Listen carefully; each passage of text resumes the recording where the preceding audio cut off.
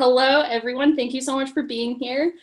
My name is Megan Weiss, like Holly said. I'm a PhD student at the University of Utah, studying history, the American West, and material culture.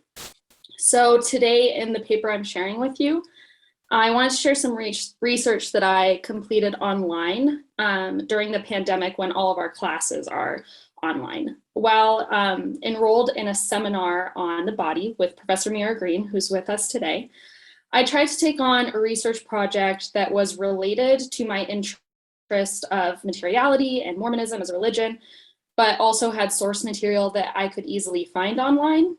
So this resulted in kind of a deep dive into the world of Y2K, Mormon pop culture, and Mormon relationships with the non-human world, as well as issues of bodily purity and health. So what I'll do is I'll give like 25-minute talk about my work and my conclusions. We'll get some comments from Professor Green, and then we can open it up to questions from the audience. So thank you again so much for coming, and let's dive in. So this whole research project began when I viewed this 1993 film called Legacy: A Mormon Journey. As a volunteer with the Daughters of Utah Pioneers and a student of the American West, I've always been interested in Mormon pioneers, but this film gave a different look into the pioneer story because, historically accurate as it may be, it's an example of modern day Mormon pop culture.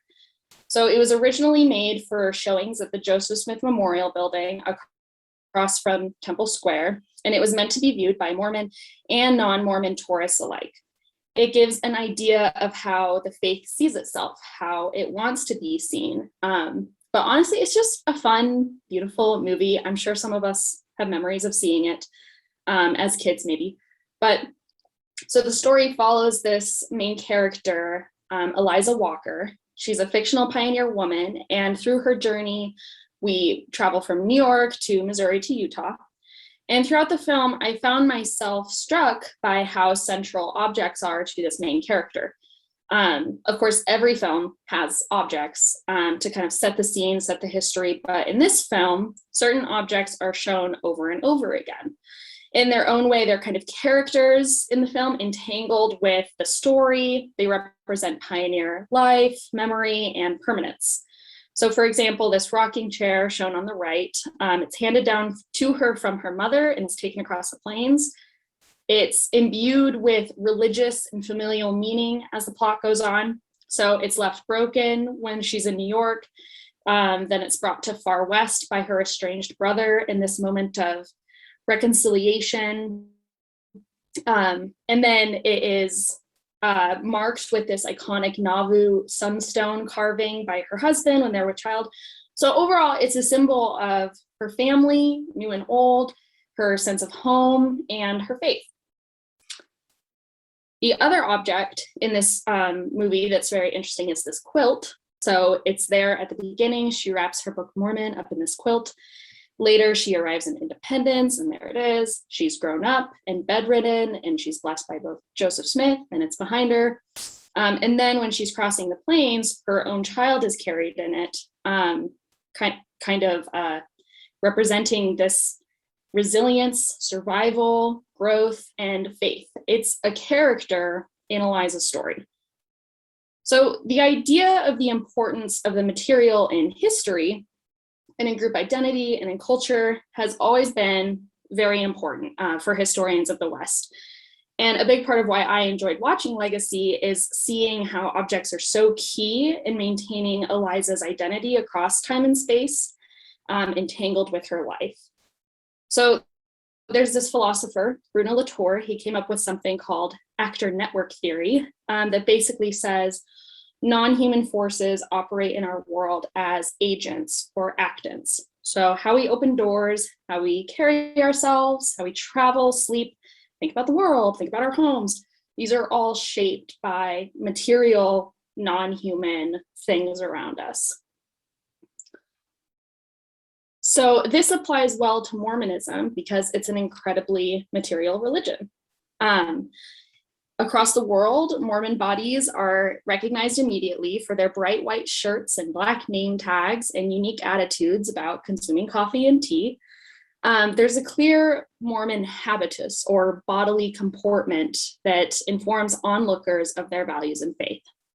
At the same time, some of you might recognize this game, the Oregon Trail. Maybe you played it as a kid. It taught elementary school children in the 1990s, especially in Utah, about the devastation of the material world on pioneers.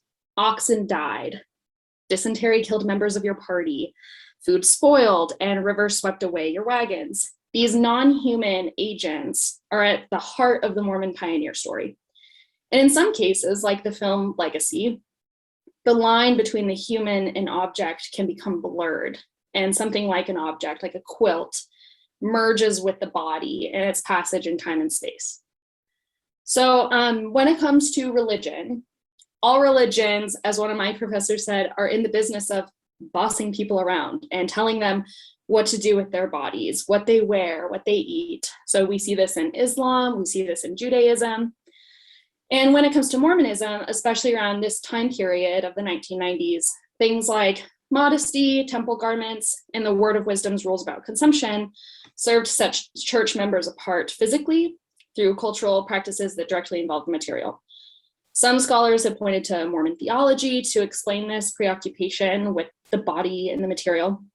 There's this idea of the mortal phase of embodiment being spiritual adolescence, where we are not fully formed and we are prone to mistakes in like a coarse material existence. And then heaven is where you pass on to, and it's like spiritual adulthood. So this makes for this idea of the body as kind of a porous vessel that is subject to imperfection and in constant need of regulation. So things like premarital sex, drugs, caffeine, revealing clothes, these all need to be avoided, and if encountered, purified through a process like confession.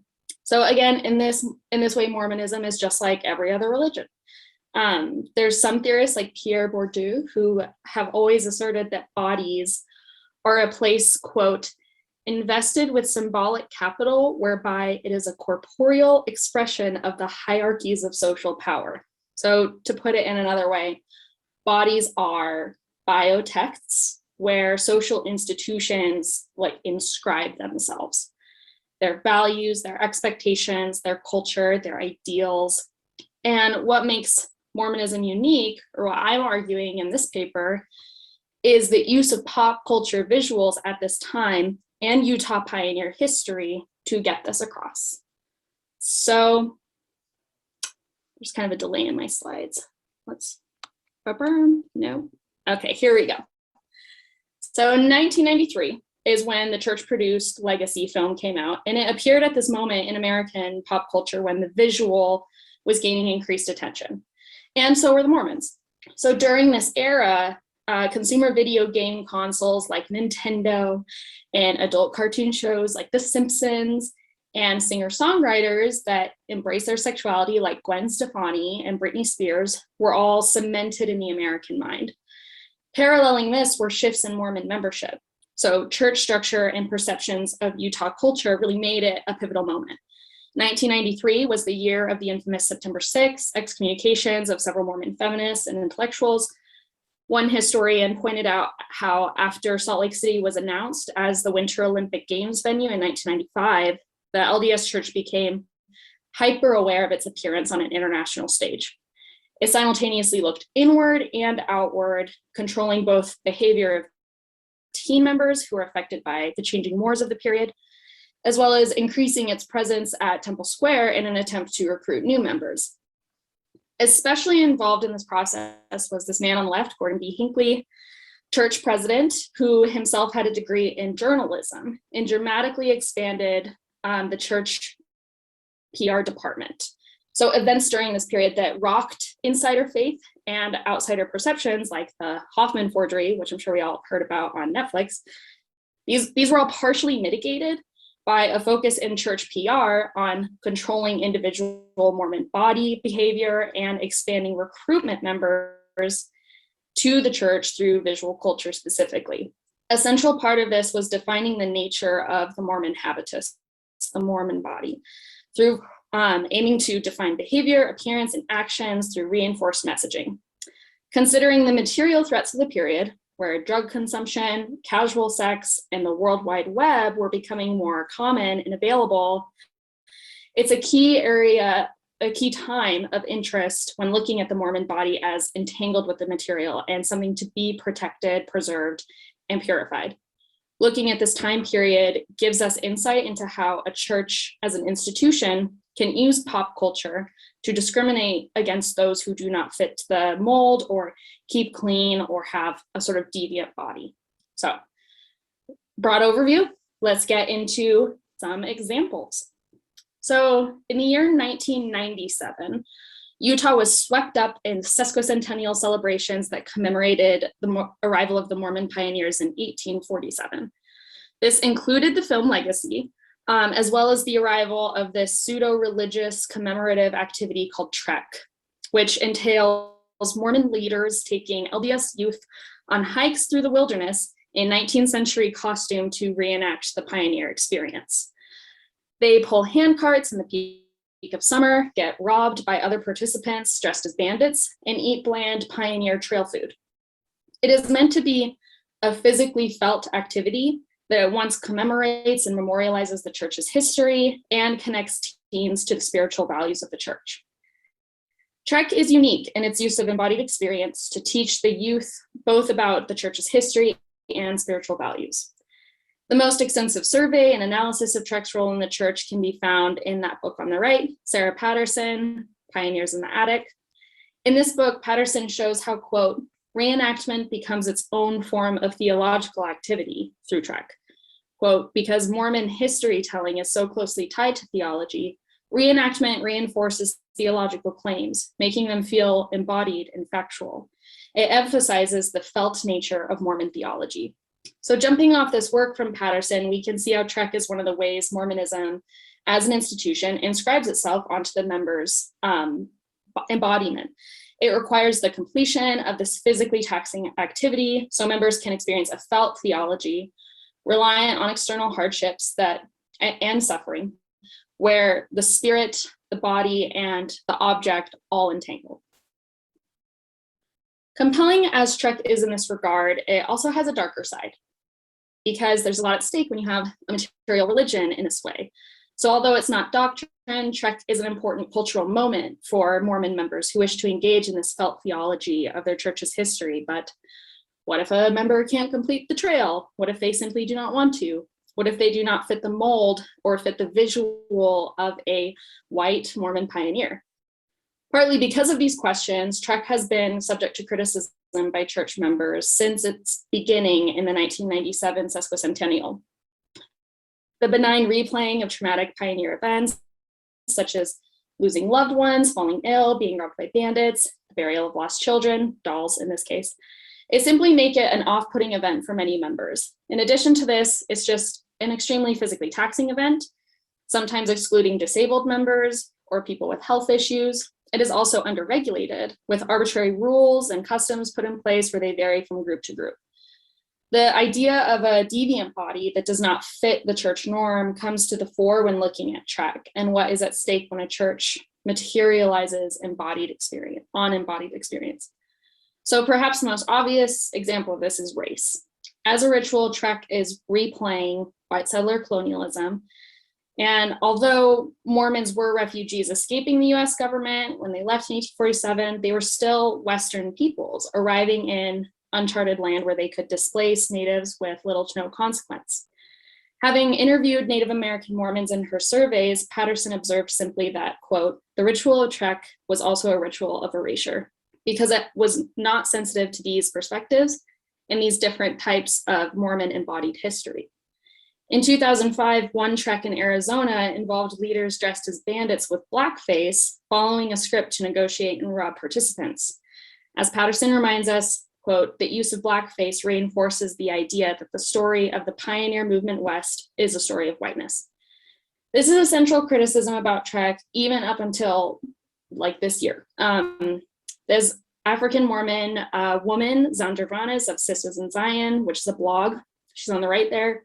She also commented on this in a Facebook post. I'll just read a quick quote because I thought she just really hit it on the head. I've personally never done a trek in a terrain the actual pioneers were crossing. Trek is still done in areas of the world that pioneers never walked. People are pushing hand carts in marshes in Florida and having to go out and check for alligators in the morning. What Mormon pioneers were bumping into alligators? Whose journals say that? My family is mixed belief. Most aren't LDS. When they see pictures of us as lone brown faces in a sea of white faces, dressed like slaves and pulling hand carts, ashy and sweaty, they don't understand. Optics matter. We don't look like pioneers to them. Unquote. So although a lot of Trek experiences vary from person to person, the problem is the same across the board. It materializes a religion onto only a certain type of body with a certain type of history. This is just one example of how these pop culture moments in 1990s Utah tended to cast bodies into a binary of insider outsider and kind of good and bad. So the other example of this is from these widely published MormonAds. They were found in New Era magazine, and they were usually postcard size or larger, and they were meant to be displayed and seen. Teens could cut them out and put them on their locker, in their room. And they were meant to be reminders of faith and warnings against the dangers of things like music, gossip, cell phone use that could all materially compromise the body. As these threats became more apparent in the 1980s and 90s, the MormonAds were very focused on bodily purity and used images of this kind of body dysmorphia, body augmentation to convey their message. So this one says trash talk, and this boy's mouth is slowly morphing into a garbage can, presumably because of the mean words he uses when talking about others. So this all would have been very popular and kind of cutting edge at the time because of the creation of Photoshop in 1988. And the effects here were a very powerful visual tool where the body was conceptualized as a material thing affected by its actions and augmenting this like coarse embodied experience. So this one says you are what you watch, and the subject's head is turned into a TV. Below it says what you see and hear affects your thinking, and what you think is what you become. Again, this blending of the human and non-human together into one is very interesting. Sometimes in these visuals, media is a trap. So in this one in the center, it says mouse trap. And below that, it says the web can be a useful network or a terrible trap. Some sites must be left unseen. And I love the lemon man. That's my favorite. When it comes to these moments of mass marketed body control, basically, it's especially interesting to see how women were targeted, particularly in the 1990s. Church teachings about female bodies focused primarily on abstinence and modesty. So this one says on the left, don't be a dummy. And then below that, a mannequin wears whatever the world is selling. Your standards are higher than that. This other one says, are your standards shrinking? If it's too tight, too short, or too revealing, it doesn't fit church standards. Don't stretch your standards to fit the world's. So this is kind of the perfect example of this idea of a bio text. A young woman's outfit has to fit the church's own standard. It's a clear way of how an institution is inscribing itself onto the body. In addition to this, we can see how a material object entangles with bodily value. The sweater, if worn, it's not just a poor fit. It reflects poorly on the wearer, and they're kind of entangled in that way. The wearer now has to repent for these actions and the effect of the material on her body. So the behavior and clothing of women has been policed throughout Mormon history, right? But what's interesting here is the shift in the format of church messaging. What may have before been an informal chat with a young woman about her clothes, kind of hush hush, is now mass marketed through this magazine, through compelling visuals by this publication produced in large numbers. So another Mormon ad example. There's a bit of a delay.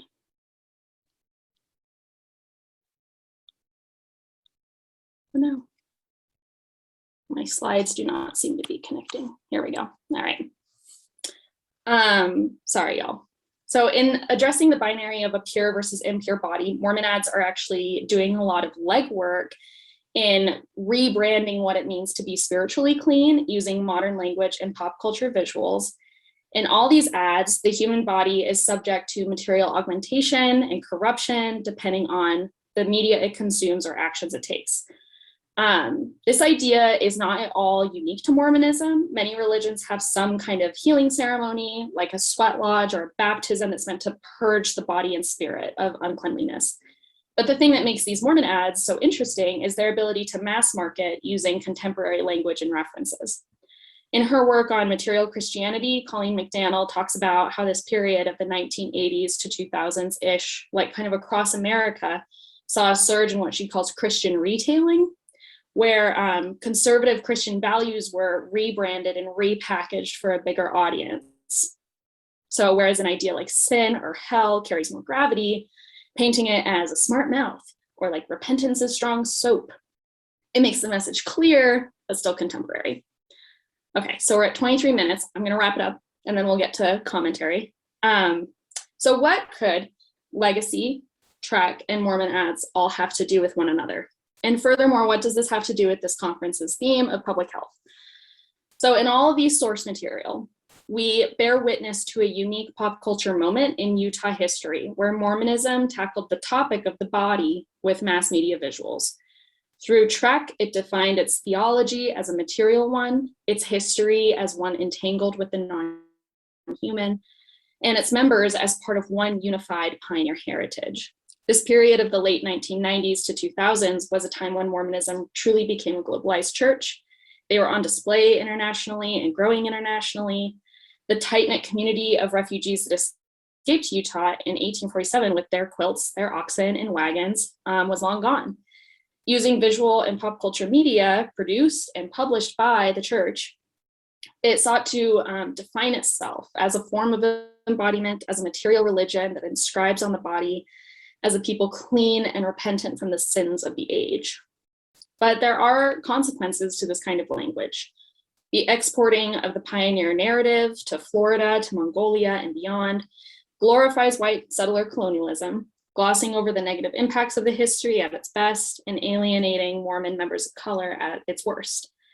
In the objectifying language of the MormonAds, identifying some bodies of clean versus dirty, this kind of language can perpetuate shame, misinformation, and discomfort in youth about their bodies. So these observations from this essay are inherently limited in period and scope, and further work is needed into Mormon embodiment as entanglement with the material world. But I hope that in looking at late 20th century visual culture, I hope this has sparked a wider conversation about the unique relationship that Mormonism has with the material world and how that impacts church members, their bodies, and lived experience. So here is a quick thank you slide for everyone who gave feedback, and I am excited to open things up for more questions.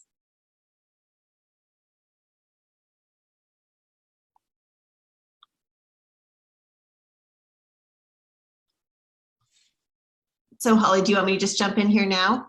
Or? Yeah, please. Okay. That's great. All right, great. Well, Megan, thank you for a very interesting and a thought-provoking paper. And I think what you've done well in this paper is to make accessible these theoretical approaches from Bruno Latour and Pierre Bourdieu. And I feel like also sprinkled in there is a little bit of Michel Desserteau, but you made accessible these theories. So that's to say it another way, that you've made clear the role of the non-human actant in human and object interactions and the influence those can have on human social interactions. And I also appreciate Bourdieu's idea of the biotext and habitus and this notion that societies describe their rules and values on the body and make each body tell a code. I also appreciate how you tried to tie these theoretical approaches and put them in conversation with Mormon history, especially in this very particular moment of the late 1990s and the early 2000s. By doing so, what you've done is you've taken these trends that are popular in other historical disciplines and are putting that and demonstrated the possibilities of these approaches and what they could do for the study of Mormon history as well. You've also done a nice job considering the importance of studying American popular culture more broadly and specifically Mormon popular culture in response to broader trends in American popular culture. Now, additionally, I was struck by, and this is something that I kind of I think this is like my third or fourth time through this paper with you. And what I was struck by this time is that development of this technology of Photoshop, and how through this new technology, which is its own type of non-human actant, right? And how that has this kind of particular moment of then melding the human actor and the non-human actant together. And I thought that was kind of really fascinating. In some respects, it's making it these kind of weird cyborgs. And I was thinking about this, I don't think we've talked about this, but it's almost like the antithesis of Donna Haraway's Cyborg Manifesto. So I thought that would be kind of something interesting to think about with whatever is the next step that you take with this research. And the last thing that I want to say that I think is really interesting about this paper is it shows, as you mentioned in your beginning, the sort of creativity and innovation that scholars and graduate students needed in this past year and continuing during the pandemic, about considering what are primary sources that we can look at, what are things that are accessible to us when we cannot go to our archives or our sites that we need to go to. And that, though, creates a limitation on what we can do, but that limitation offers a sort of opportunity for creativity as well. And so what you've done is you've kind of taken these things that are not normally in conversation with each other, and you've put them in a dialogue. And again, I think showed the possibilities of that. And I think I'm opening up new avenues of inquiry. But so that is to say, these are all the things I think you've done well, but I do have a couple of questions for you. So can you first expand a little bit more on why this type of visual language, this type of visual communication, and these visual effects that were used in the MormonAds, why they were developing during this period? So is there something particular to Utah in the 1990s and the 2000s, or particular to the Mormon religion that meant that this is kind of developing here? Is this only happening in Utah, or do we see this happening more broadly? Yeah, great question. And thank you so much for your kind comments. You're amazing. So I'm glad you asked this, because this is the whole history of like Photoshop and the development of video games and the development of really like digital visuals is very like rooted in Utah, because like Utah was originally part of ARPANET because of like where it is on the map. ARPANET was like the predecessor to the internet. And as a result, we have a very, very strong computer science program that historically was very strong at the University of Utah. And that's where you get like Ed Catmull, who's now the CEO of Pixar. He went there. Warnock, who developed Adobe, he went there. All of these kind of like monolith names in like early tech history are mostly University of Utah graduates. So around this time of the 1980s and 90s, I think by that point they had a graphics design department of some variety. They definitely had like computer sciences up there. So a lot of the people who are getting familiar with something like Photoshop, again, invented by University of Utah graduate, they would have, a lot of people who are doing these kind of MormonAds might have gone to that exact program. And I think what you said about like the history of the cyborg, like I definitely want to write a paper about like the history of these technologies being kind of born in Utah, and a lot of the like Mormon influences on it too, because I can't remember if it was Warnock or Catmull who's LDS. I think one of them is, but also like the inventor of Atari, he's LDS.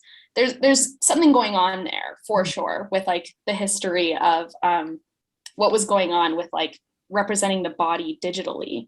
And I mean, that first happened in Utah. So next conference, look at my paper, Holly. I think that's really fascinating. I guess maybe we can go on this vein just for a little bit longer. Do you see in kind of this notion of tech and embodiment and visual culture, but do you see similar trends in Mormon popular culture today in this kind of world of Instagram and blogs? How are they communicating ideas about the body and Mormon embodiment? Yeah, I don't have like a fully developed thought about this, but I feel like it's definitely something that still is happening in a way. Like I think it's really interesting how if you pull up a blog, whether it's a mom blog on Instagram or like a blog spot, you can kind of start to piece together like, is this a Mormon woman? And like Mormon mom blogs, that's like its own genre, its own world. It's totally a genre. And even to today, something I was thinking about last night, I watched the newest episodes of The Real Housewives of Salt Lake City.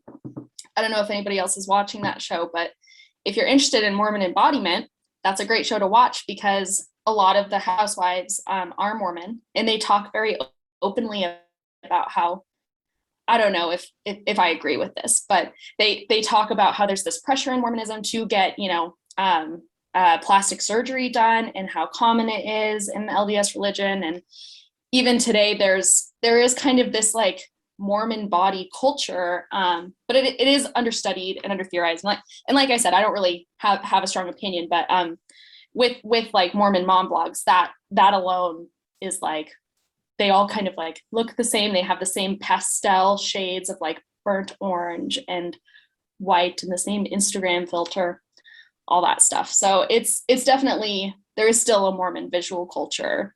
It's a little more ground up though, I think.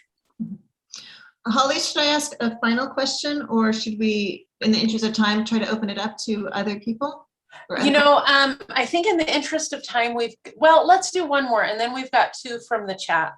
Okay, I just have one. So you kind of mentioned it a little bit at the end of your paper about how trying to tie your paper to this, the conference themes on public health and the common good.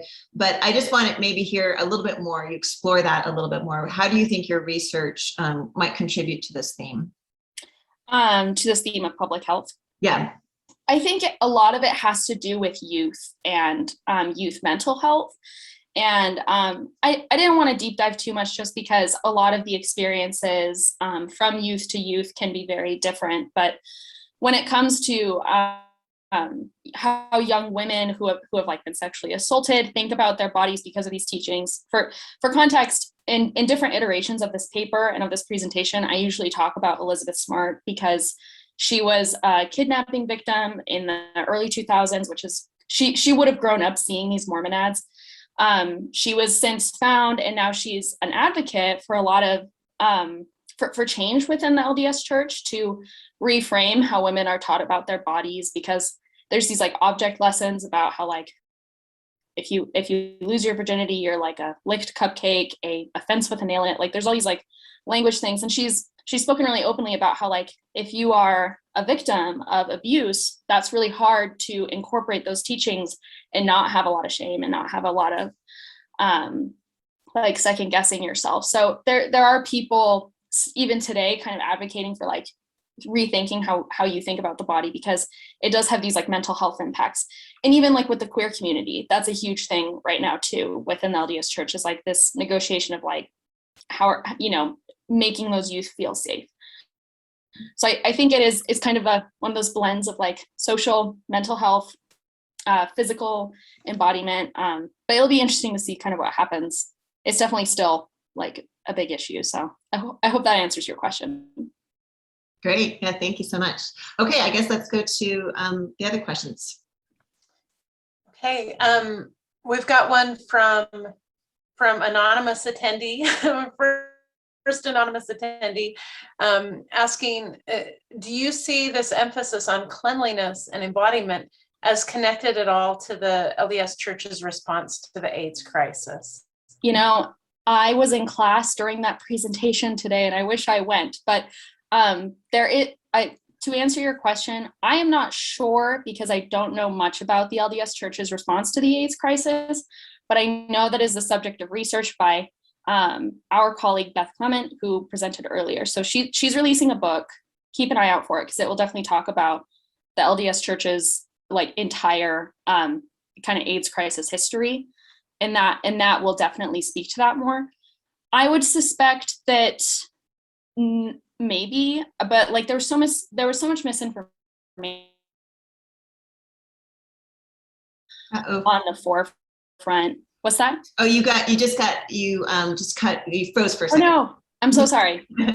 Read Beth's book. That is the takeaway. And I think that it's hard to tell because there was so much misinformation about AIDS, but it's possible. And I think cleanliness is very important for a lot of like fundamental Christianity and like a lot of religions generally. So yes and no, but read the book. Yeah. This is great. And I've got to say, Megan, every comment we have like starts out with great presentation. Oh, thanks guys. Thank you. It's nice. So here's another question. You talk about mass marketing of Mormon values, identity, and images appearing in church publications. This is really interesting. How do you think about the mass marketing, and this would be outside the church, of LDS related branding on hats, sweatshirts, t-shirts, and on items that are worn or otherwise consumed? So put a different way, what do you see as the relationship between a focus on Mormon embodiment and on corporate consumer culture? Really interesting question. Yeah, you know what I think of is those choose the right rings. Everybody's got one. Love the choose the right ring. I guess LDS branding on these items, I guess. So is the question like, what is the relationship between the two?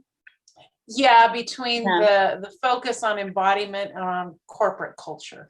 Yeah, I mean, Really I think in this, especially recently, maybe not so much in the 1980s and 90s, but especially now, I think people are increasingly using fashion to identify like insider outsider groups. So the choose the right ring is a big deal, but there are also like whole like church approved like stores. I can't remember what it's called. It has a very naturey name, but yeah, I think that like what you consume, similar to how an institution can inscribe on the body, I think what you consume is very much a part of like how you identify and how you want to be perceived and seen. So absolutely, there's a relationship there, and everything is so corporatized these days that I'm sure people are like, buy my shirt, be like me, and it's like it's a way of identifying insider outsider for sure. That's really interesting.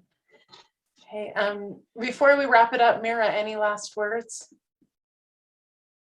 Well, the only other thing I was thinking about in your presentation, which I had not thought about for in previous iterations of this, was that the Mormon ad of women, and how much like the woman's body is in fact not represented. It is purely objectified. It is only object, it is only mannequin or only clothing. And I found that kind of a really fascinating, and I think that'd be kind of interesting to explore as well. Yeah, there's a lot to unpack there for sure. And like, I think that gets back to what Elizabeth Smart is trying to fight with these conceptualizations of the female body as pure, and then when it's impure, yeah, it is an object. It is like destroyed. It's the crumpled dollar bill, like there's all these metaphors wrapped up in it.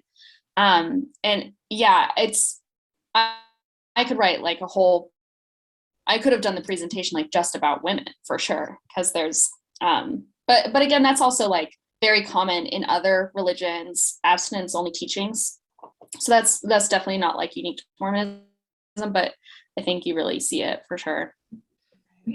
Well, it looks like Nate asked a question about R-rated movies. He did. He was asking for what the correlation between the strength of the youth pamphlet and the Yes. MormonAds of the 90s. Oh yeah, R-rated movies. That's another one of those threats for sure. Yeah. And the strength of the youth pamphlets, I think those are absolutely similar. I know we're trying to wrap up, but one thing that I really wanted to hammer home with this presentation is they are church published, all these sources. So even though they're not doctrine, and even though they're not seminary teachings, they're these church pop culture moments. And I think it's kind of interesting that that's not as common now with the LDS church, I think, just because, they're under Nelson now. Hinckley's like not really leading the show. So, but yeah, strength of the youth, MormonAds, it's all like similar pockets. Similar source. All right. Thank you. Mira, Megan, that was excellent. Thank you so much. Yeah, thank you everyone for joining in. We will record this. It is recorded. We'll put it on our YouTube channel later in the week. And we just want to thank everyone for attending. And with that, we'll say good night. Okay, another one coming in. Great job, Megan. So a lot of appreciation. Thank you so much. All right. Well, take care, everyone. Thank you. Bye.